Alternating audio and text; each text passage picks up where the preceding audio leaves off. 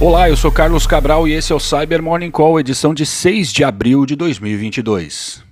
E a gente começa o episódio de hoje falando sobre um relatório publicado ontem pelos nossos parceiros da Symantec sobre uma nova campanha de ataque do APT-10, um grupo que também é denominado como Stone Panda e cuja farta documentação produzida sobre ele ao longo dos últimos 13 anos o vincula ao governo da China.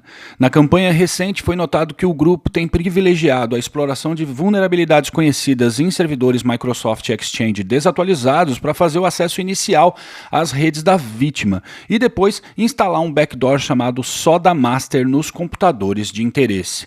Também se destaca o abuso de funcionalidades do Media Player VLC para ativar funcionalidades da ameaça.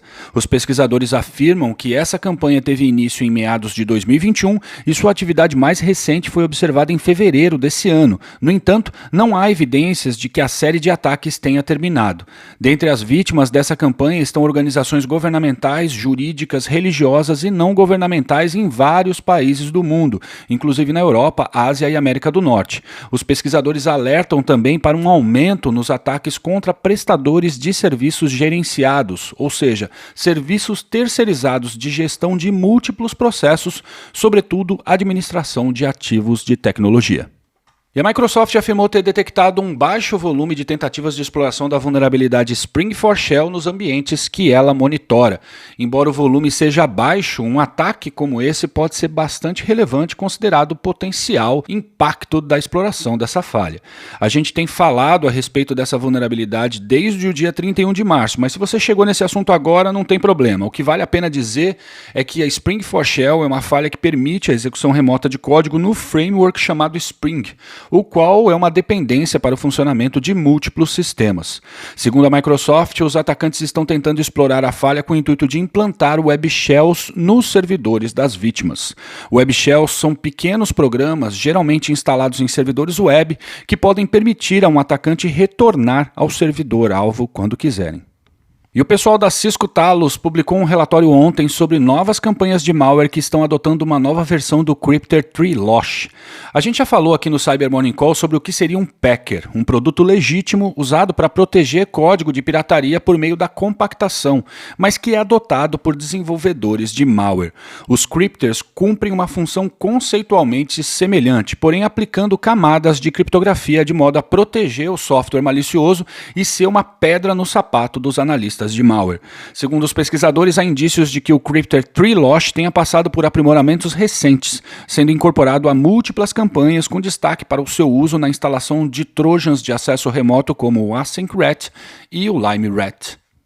E o CERT da Ucrânia afirmou ter detectado uma campanha de phishing direcionado a organizações governamentais do país, a qual tem origem no APT Armagedon, também chamado de Gamaredon, e que, de acordo com múltiplas fontes, se trata de uma operação do governo russo. A campanha recente é baseada em mensagens enviadas por e-mail que usam como isca o tema de supostas informações sobre criminosos de guerra da Federação Russa. O anexo da mensagem é um arquivo com extensão HTML que, ao ser executado, gera um arquivo no formato RAR. Dentro do RAR há um arquivo no formato LNK que inicia o download dos outros componentes da ameaça com a função de identificar o computador da vítima. À primeira vista, esse pode parecer um ataque um tanto bobo, o qual demanda muito da vítima, pois ela deliberadamente precisa executar múltiplos arquivos para concluir a infecção. Mas diversos cybercriminosos usam táticas semelhantes. É importante ter em mente que as vítimas geralmente são fisgadas por sentimentos humanos, como a raiva e a curiosidade, e quando o texto bate com o contexto, elas acabam cumprindo os passos esperados pelo atacante. Por fim, a Agência Federal de Investigações da Alemanha anunciou ter fechado o Hydra Market, um dos maiores pontos de encontro de criminosos na internet, que era usado para vender drogas, documentos falsos, dados interceptados e outros serviços digitais ilegais. Segundo a agência, além dos servidores usados para hospedar o marketplace, foram confiscados 543 bitcoins, o que equivale a 114 milhões de reais na cotação de hoje, às 7 da manhã.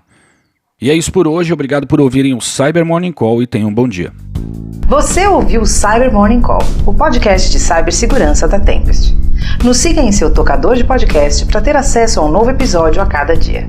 E para saber mais sobre a Tempest, nos siga no Instagram, Twitter e LinkedIn, ou acesse www.tempest.com.br.